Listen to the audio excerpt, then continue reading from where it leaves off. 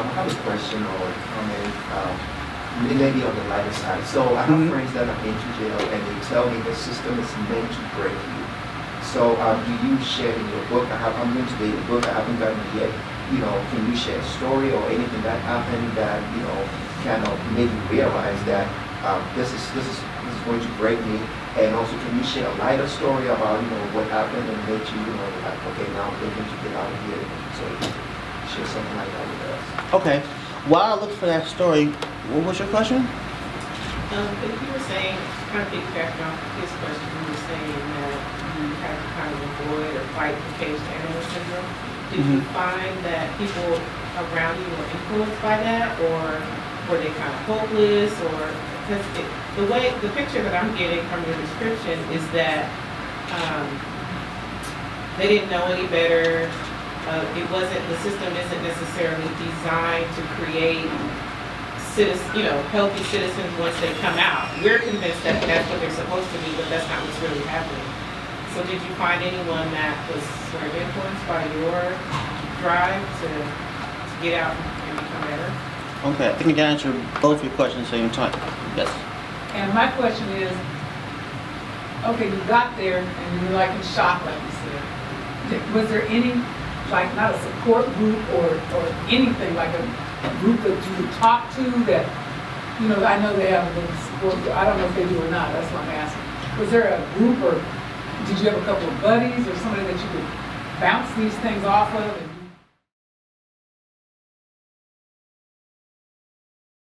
I think I'm answering all three of your questions at the same time. I hung out with the blacks for the most part. There's one guy named Ali. He was, quote, the head, the leader of us. And he always tried to pick me up, wouldn't let me, get too low. He was the one that reminded me, like, you have a degree, you have a talent. So you don't have to do what you guys are going to do. You can, because he saw me every day reading and writing in the library. So he was like, yeah, just focus on what you're going to do. All these guys that are sitting around here watching BET 12 hours a day, watching Judge Judy, don't worry about them. Focus on your book, focus on your writing. There's another guy, his name was Isaac. He met me the first day and he said, you know what?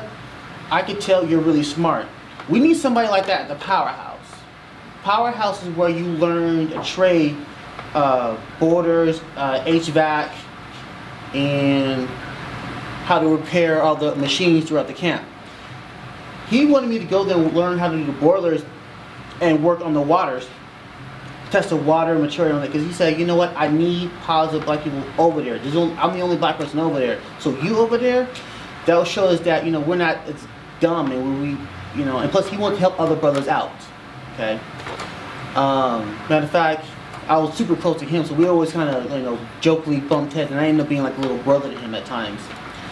The yoga instructor was my bunkie, and I also had like a little brother thing going on with him as well. He's the one that mentored me as far as doing business ideas. He said, find a way to turn your passion into a business. When you go home, he said, you like doing fiction writing, figure out how to make $1 million out of that. He gave me 3 books to read. I read at least 2 of them. One of them I read was called How to Turn Your Ideas into $1 million. I read that in like 2 days at prison camp, and I applied a lot of the ideas now, even into this book. But a lot of times we sat around and played dominoes. A lot of the times, the blacks had control of 2 televisions. One was the sports television, and one was the so-called black television. They were both, one was in the room and one was right next to it. We watched the NBA Finals in there. We watched the Super Bowl in there. They had institutional movies. We all was in that room, 10, 15 blacks in one room, watching Tron, watching the Avengers, watching even the inauguration at times.